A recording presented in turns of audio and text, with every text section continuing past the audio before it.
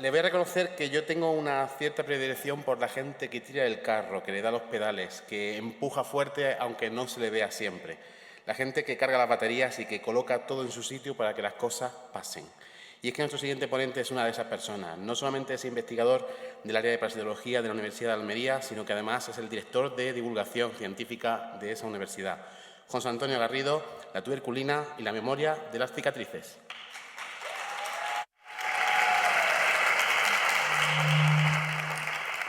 Muchas gracias. Cicatriz. No hay nada más íntimo y más personal que una cicatriz. Piénsalo bien. Seguro que tienes alguna. Y es que las cicatrices, al final, definen lo que somos. Las cicatrices nos hablan de cuál es el camino que hemos recorrido para llegar hasta aquí. Una cicatriz, por ejemplo, puede ser el resultado de un accidente, pero también de un exceso de confianza. No obstante, también hay cicatrices que tienen otro carácter. Por ejemplo, las cicatrices de un parto feliz o de una vacunación exitosa. En cualquier caso, las cicatrices siempre nos hablan de batallas ganadas.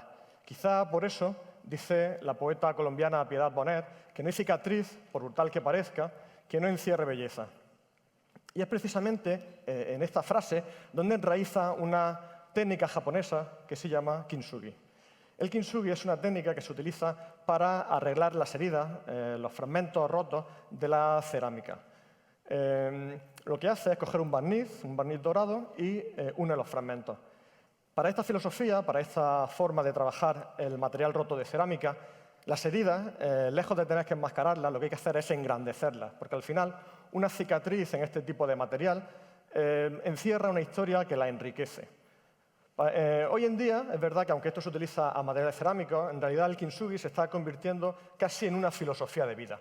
Frente a las adversidades de la vida, nos crecemos y aprendemos de ellas. Para buscar el origen del kintsugi hay que irse casi 5 siglos atrás, a finales del siglo XVI, cuando Yoshimasa, un noble japonés, mandó a China unas piezas de cerámica de su vajilla de té favorita que se le habían roto. En efecto, él recibió las piezas arregladas, pero le pasó un poco como cuando pide en AliExpress, ¿no? Lo que quiere y lo que recibe. Él recibió las piezas arregladas, pero el arreglo consistió en grapar esos fragmentos con unas grapas metálicas que afeaban las piezas.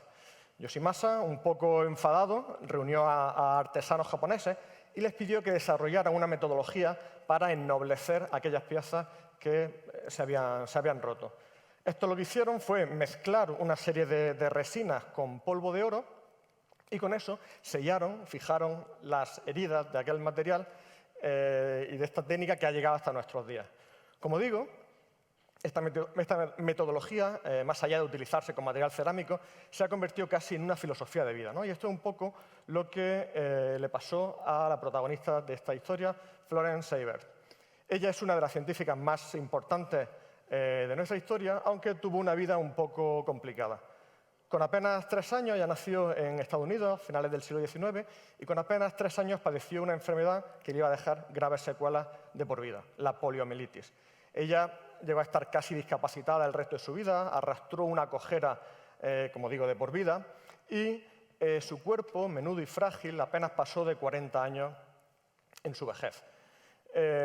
No obstante, como digo, a pesar de eso, se convirtió en una de las científicas más importantes. En 1918, justo cuando terminaba la Primera Guerra Mundial, y este hecho es importante, ella se graduó en ciencias. 5 años después, en 1923, ella se doctoró en bioquímica. Y decía antes que el año del fin de la Primera Guerra Mundial era importante porque muchos hombres, en el contexto de esa Primera Guerra Mundial, muchos hombres americanos tuvieron que ir al frente y abandonaron la universidad. Y esto abrió una ventana de oportunidades para muchas mujeres, sobre todo en Estados Unidos. Como digo, ella se doctoró en ciencias y unos años más tarde viajó a la Universidad de Chicago, donde conocería a Esmond Long. Esmond Long, por entonces, trabajaba en el desarrollo de unos test, el test de la tuberculina, test de Mantoux, que todavía hoy en día se utilizan para el diagnóstico de la tuberculosis, y que consistía básicamente en inocular una proteína, una tuberculina, en el brazo del paciente para diagnosticarle la enfermedad. La teoría que hay detrás de esto es que esa proteína, en teoría, iba a desencadenar una serie de procesos inmunológicos mediados por anticuerpos, unos procesos de neutralización que va a hacer que si te pinchan esa proteína, la tuberculina, y tú has padecido la enfermedad, se produce un hinchazón, un abón, cuya medida nos va a dar una idea de si has padecido o no la enfermedad. Si no se produce ese abón, pues el enfermo, el paciente, no habrá padecido la enfermedad. El problema en ese momento era que las técnicas de purificación de proteínas estaban poco desarrolladas y fue precisamente ahí donde ella, Florence Seiber, trabajó junto a su colega Edmond Long y durante más de una década desarrolló metodologías de purificación y extracción de proteínas. La metodología que ella utilizó es la metodología que hoy en día se sigue utilizando para la obtención de estas proteínas.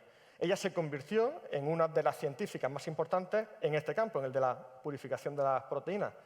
No obstante, como ha pasado en muchos casos a lo largo de la historia, ella no tuvo el reconocimiento que merecía en función de sus logros, a diferencia de su compañero masculino. Y cuando le llegó, además, lo hizo en menor grado.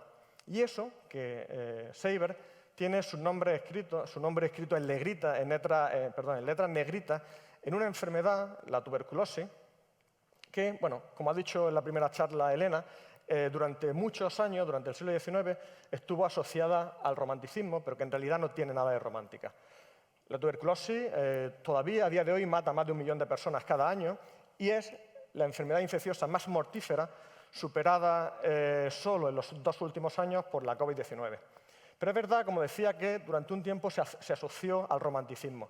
¿Y por qué? Pues porque la piel fina de los tuberculosos, la piel fina y pálida, el rubor de sus mejillas, la intensidad de sus labios, hacía que tuvieran un aspecto que se acercaba mucho al canon de la belleza impuesta por el romanticismo.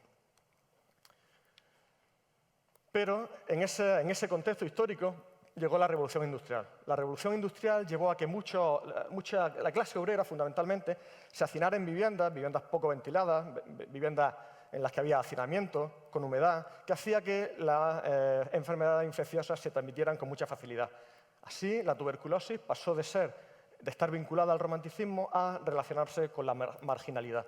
Y en ese contexto, Robert Koch pone de manifiesto que es una bacteria, el Mycobacterium tuberculosis, en realidad una familia de bacterias, la responsable de esta enfermedad, ¿vale? Hoy sabemos que en realidad la tuberculosis se transmite por vía aérea a partir de aerosoles. Lo que suele suceder es que un enfermo de tuberculosis, cuando tose, emite una serie de microgotas, de gotículas, que vehiculizan, encierran estas bacterias, ¿no? estos bacilos de Koch, como se le llamó en honor al científico que lo descubrió. Estas bacterias son capaces de llegar al alveolo pulmonar y ahí multiplicarse y desarrollar la enfermedad.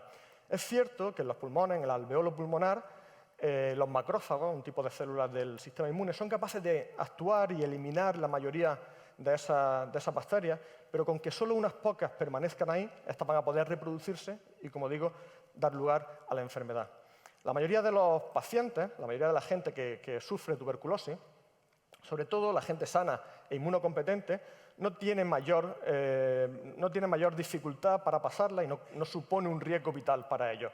Pero sí que es verdad que incluso en estos casos, estos enfermos sufren un proceso de necrosis tisular en sus pulmones que les deja una cicatriz que ya es para siempre.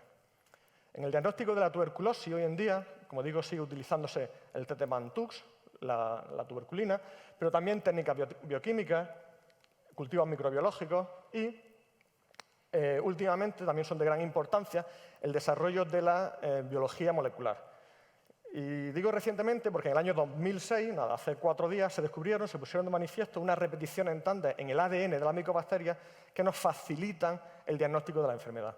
Pero no solo el diagnóstico, sino la identificación genética de la bacteria que lo produce, lo que llamamos el genotipado, y además nos facilita establecer lo que llamamos vínculos epidemiológicos entre los pacientes. Es decir, somos capaces de hacer un seguimiento gracias a la biología molecular, gracias a unas PCR. Por cierto, las PCR no son meterte el palito por la nariz, pero bueno, gracias a unas PCR utilizando varias parejas de cebadores, somos capaces de hacer un seguimiento de la enfermedad. Hoy en día, la tuberculosis ya no está asociada al romanticismo, ya no encierra nada mágico detrás de ella. La tuberculosis sigue siendo una de las 10 causas de mortalidad en el mundo. Por eso, la Organización Mundial para la Salud ha puesto en marcha un objetivo con plazo en 2035 para eliminar en un 90% la incidencia de la tuberculosis.